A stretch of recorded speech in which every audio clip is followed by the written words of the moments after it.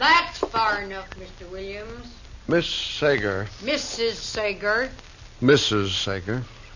Would you please put that rifle down? I came here without any guns, without any means of force whatsoever. You come here with force. Now, Mrs. Sager... Come here to force me out of my house, off my land. Mrs. Sager, please... Nobody shoves me off of my land, Mr. Williams. Nobody. This land is mine. It's free and clear, every inch of it. I've no doubt... My husband staked this land 25 years ago. He homesteaded it and raised cattle on it every year till he died. Every year till he died, he raised cattle on this land. I have every respect for you. And nobody takes me off this land, Mr. Williams, you or your filthy railroad or anybody else. My husband left me this land, and he said, Libby, this is your land and you keep it. I said, Howard, I swear by everything decent, nobody'll ever take this land away from me. A solemn and a holy oath, Mr. Williams, to a dying man. Mrs. Sager, now, listen to me for just a minute. Well, I know what you're going to say. Just a minute. 1 minute, Mrs. Sager. Said it 100 times if you said it once. Please, Mrs. Sager, just 1 minute. Well, go on, talk then. Talk and get it over with. 1 minute. 1 minute. That's right. I represent the railroad. I know that. And we have reserved from the United States government a right-of-way of land across the United States for our railroad, Transcontinental Railroad, Mrs. Sager, Transcontinental.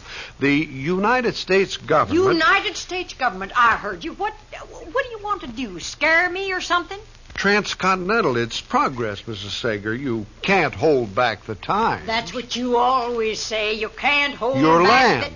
Your land, Mrs. Sager, is directly in the right-of-way. Now, we're willing, more than willing, we're happy to pay you 3 times the worth of this land. I said I wouldn't sell, Mr. Williams. How many times I got to repeat it? It's not a matter of...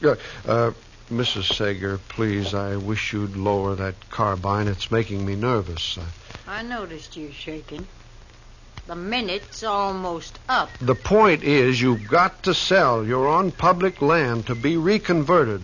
Now, we sent you a check and a notice to get off the land. No, not us. The United States government. That makes it mandatory, compulsory. It's a free country. Progress, Mrs. Sager, for the common good. It's a free country. I can live where I want, and this is where I'm living. And let me tell you something, Mr. Williams. I'm staying right here. You could have orders from the president. I'm just as good a citizen as he is. Now you just scoot off on this property. I'd hate to have to call the United States Marshal. Now, Mrs. Sager, I don't like to use force when reason will do. Get off this property, Mr. Williams, or I'm going to remember the United States government has a law about trespassing. Did you hear me? Scoot.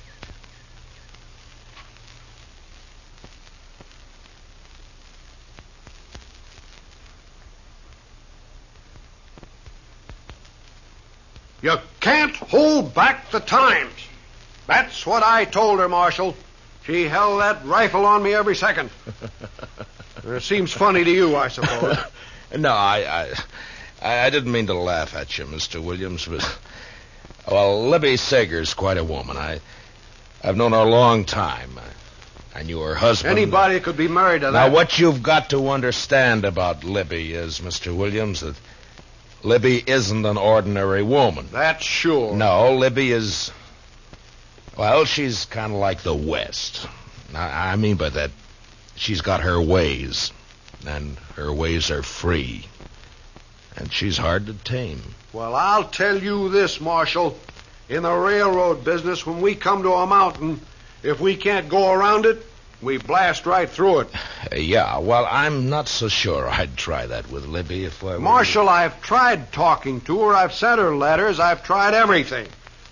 There's no moving. Yeah, I know. But you've got to keep in mind that Libby's lived there for almost a quarter of a century. I've got a job to do. Look, can't you go around her land? Oh, fine. A straight line track for a few 100 miles, then all of a sudden it juts out for a few little acres, and then back to another straight line for another 100 miles. It would break it up a little, wouldn't it? Marshal, I want you to get out there with this order. It's an order to vacate. Every time we send her a check, she sends it right back. So here's a check to go with the order. Look, Mr. Williams, she's not going to move. I know that woman, and she's not going to move. That's a United States government order, and you're the United States Marshal. Oh, please, Mr. Williams, don't remind me of my duties. There's some things I don't like about this job. Eviction and seizure. Chester. Yes, sir, Mr. Dillon. Eviction. Federal order. Libby Sager, yes, sir. You weren't listening at the door, were you, Chester? Oh, no, sir. My, absolutely not, Mr. Dillon. It's just I am cursed with wonderful ears. Comes from so many nights out hunting. Why, my whole family got ears. All right, Chester. Mr. Dillon, isn't there some way the railroad can go around that property? I purely hate to see that woman. He's made me a villain when I'm just doing my job. Yeah. All right, Mr. Williams, I guess we all feel a little like that right now. Come on, Chester.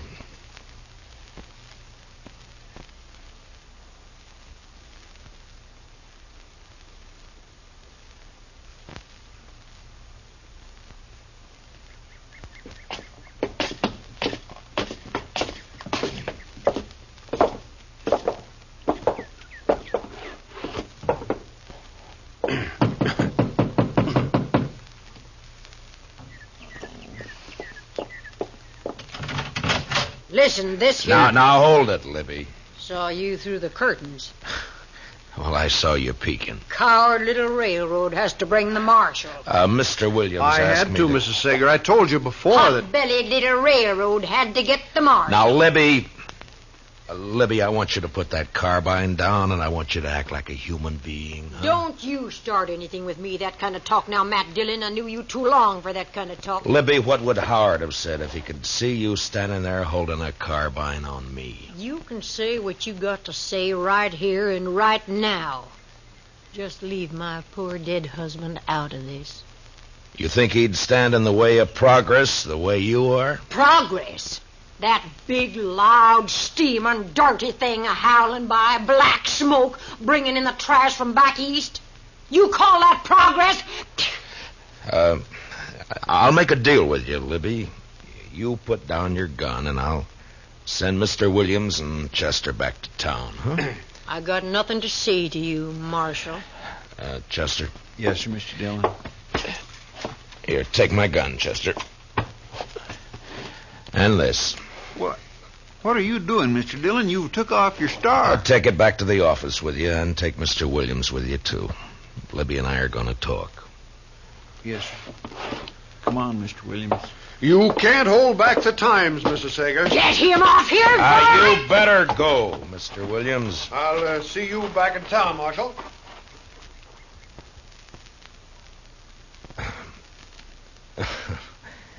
Well, Libby, aren't you going to ask me in?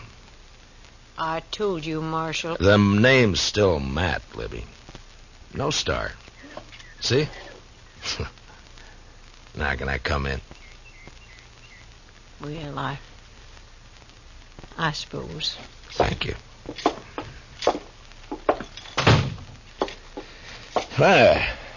Looks just about the same. Yeah, it's going to stay that way. Nothing's going to come steaming through this sitting room. Sit down, Matt. Libby, I'd give anything not to have to give you this order, but... Here. Well, Howard took me out here to this piece of land. He staked it out here because it had a creek for the cattle and some good grassland. We'd just got married.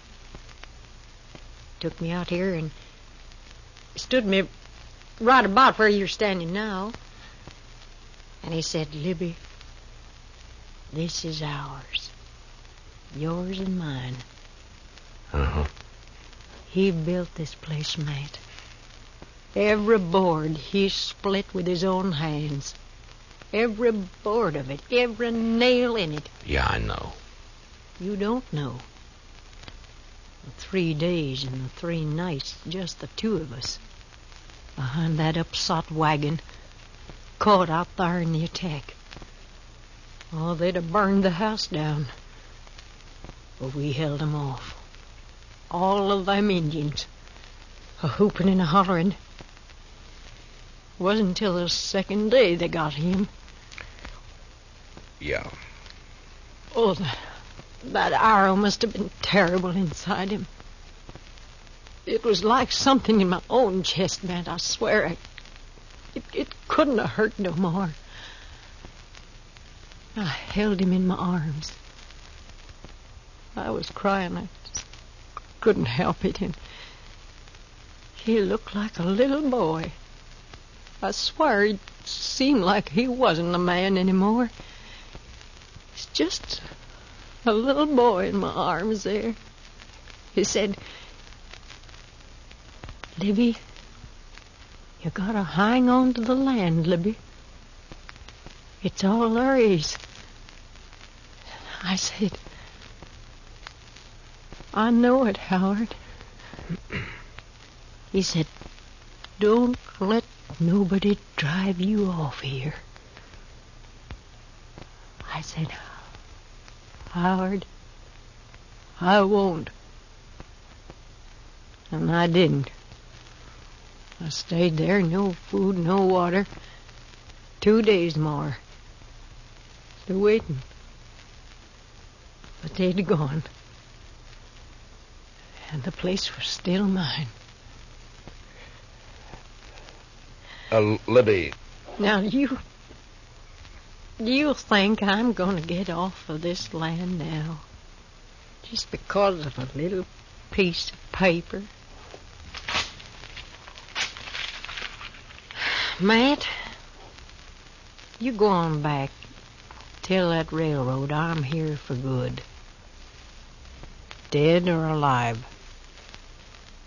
Next time, you better keep your guns.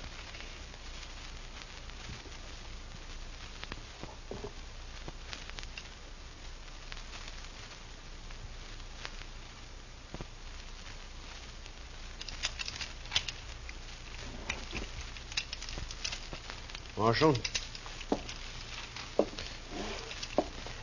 What'd she say, Marshal? Talk didn't do any good, did it? I knew it wouldn't. Mr. Williams, you did your job. Now, why don't you go back to the hotel and we'll get in touch with you, huh? Sure. Marshal. Yeah. You sure you don't need me for anything? I'm sure. Okay. Well, hello, Mr. Williams. Hello, Chester. Where's he going, Mr. Dillon? I sent him back to the hotel, Chester. Hand me that chamois there, will you? Yes, sir.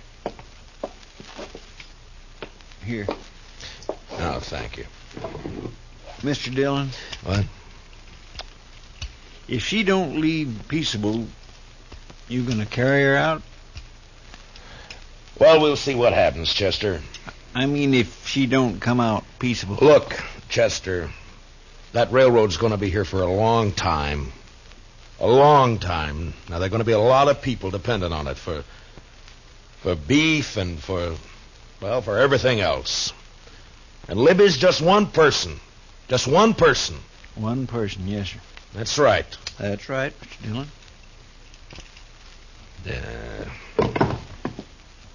Mr. Dillon, I've never seen you like this before.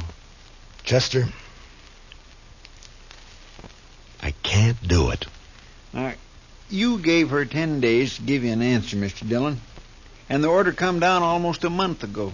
You did everything you could, if you ask me. You oughtn't to feel bad. You just got to do it, that's all. Never hurt anybody. Paid all her bills. Now we got to run her off her land. Well, it wasn't nobody's fault that Howard Sager homesteaded on what was going to be a railroad track. Wasn't his fault, nor her fault, nor your fault. Wasn't even the railroad's fault. I know. You're right, Chester. You're right. And Mr. Dillon, she'll have enough money she can live anywhere. Yeah. Yeah, sure. Sure. Anywhere except where she really wants to live. Well, Yeah, I know, Chester. Well, it's almost 10:30. We gave her till noon today. I guess we better get packing. Guess we better.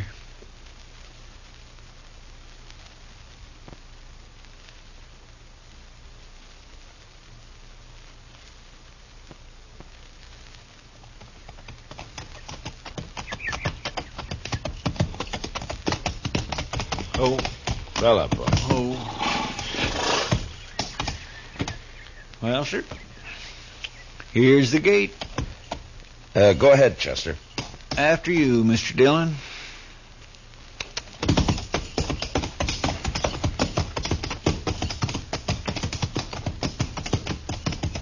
Matt Dillon? Oh, There she is, Mr. Dillon, on the porch. She's got her carbine. yeah, I see her. Get off my property. Libby!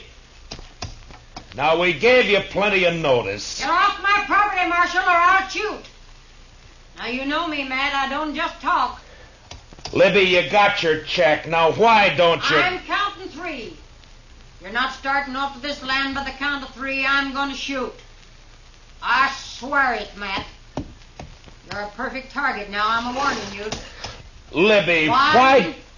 2, 3.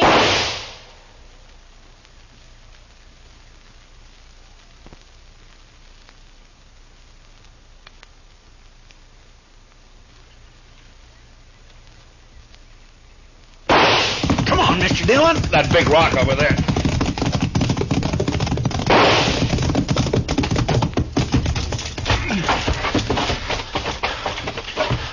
Way over our heads. Yeah, she meant it that way. Makes me feel a little silly running cover from a woman. I got a decent respect for Libby's eye, Chester. Well, what do we do, Mr. Dillon? Well, We can't just stay here forever. look. Maybe we can sneak up from the other side. You think you could work your way around? I imagine so. All right. And Chester. Now, don't worry, Mr. Dillon. I'm not going to use no gun. All right. If you can get in the house and get that rifle away from her, I'll just stay out here and try to keep her attention. Yes, sir. Okay, good luck.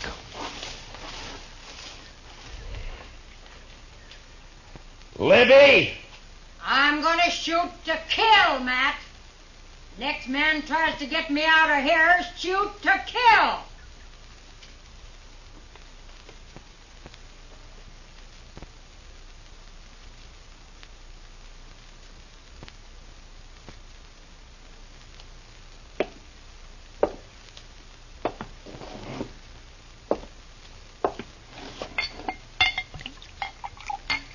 Hot.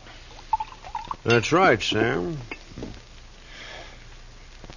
Here's to you, Williams. Sure. I must be getting drunk. Even this stuff tastes good. Sam, I can't help but admire that woman. But then I'm always the one to boost the underdog. we got to start construction on the 18th to keep the schedule. You haven't even had a chance to start surveying. One woman standing alone against a whole mess of us. Spikes, crew, rails, It's inspiring. ties all creosoted. I'll get bounced, sure. Let me tell you, Williams, she's 1 out of 1,000,000. Quite a woman. Quite a woman. Yeah. I said then, and I say right now, nobody takes that woman off her land alive. Nobody. She's got more real stuff in her than you and me put together. You're drunk. Hanging on to the last breath. Why, it's wonderful. Woman like that can't hold back the progress of a whole nation. Absolutely not. Nobody can hold back the time. Time and tide wait for no man. If everybody felt like her, there wouldn't be any railroads. There wouldn't be any progress whatsoever. You need a drink. Maybe I do. Sam? I don't think that Marshal's doing a thing out there. Minion of the law. Strikes me as sentimental, that Marshal. Oh, I don't know. Point is, there's a job to do. I think we ought to go out there and prod him.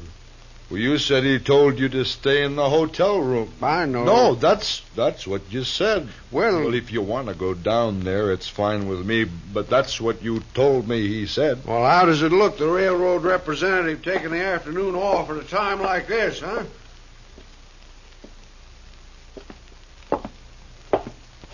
Hand me my holster. Huh? Well, what do you want guns for? Well, I'll tell you what I think. I think the woman's a little demented holding herself up that way. Her husband's death, years alone in that house. She's crazy. Fanatic. Yeah. Here. Thanks. Fully loaded. She's a wonderful woman, though. Dead shot with that rifle of hers. I'm not going out there unprotected. I don't blame you a bit. I think I'll take my holster, too. Mm-hmm. Hey. What? One for the road, huh? No more. One for Libby? Oh, what do you say? All right. One for Libby. To Libby Sager. The spirit of the Old West. Right. Hey, you know they'll write a song about her? How the track was built over her soul? And they'll write a song about us, too. Oh, stop it. You're drunk.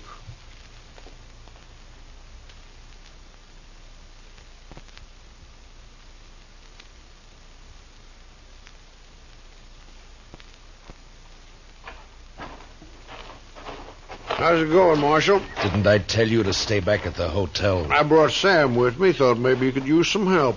Sam, huh? Hello, Marshal.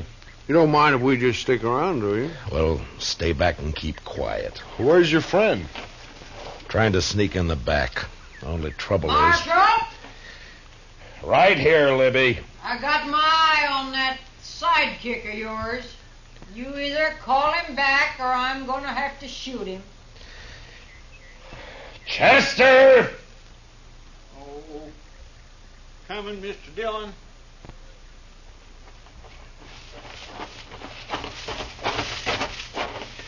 I'm sorry, Mr. Dillon. No, it's all right, Chester. It just didn't work, that's all. I declare I can't figure how she spotted me. You don't know how careful Yeah, I was know. walking. Looks like there's only one thing to do. Let's go in after her. Now you're talking. Fine. Now, you two just stay right where you are, and no guns, you understand? Sure. Libby! Libby, we're coming in! Now put your carbine up, Libby. Come on, Marshal, just come on. I'm ready.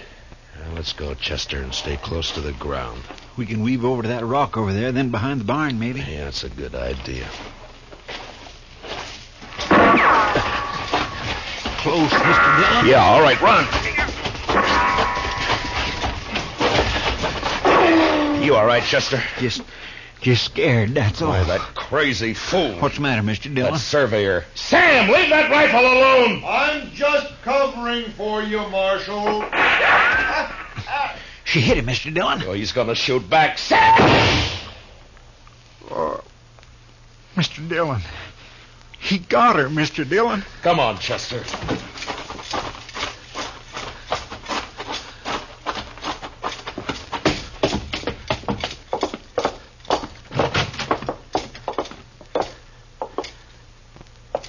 Libby? A good shot, Marshal. It wasn't him, Miss Sager. Lift up her head, Chester. It's better this way. Matt, much better this way. Marshal? Oh, I didn't mean to, Marshal. I told you to put up that gun. I was trying to cover for you. When she got me in my shoulder, I didn't think. I just... Matt. You just lay quiet, Libby. We'll send for the doc. Now you let me be. Say, Matt. Yeah, Libby. Matt, I bet you people don't forget me so easy. They won't, Libby. You know, Matt, I'll bet they'll remember me every time.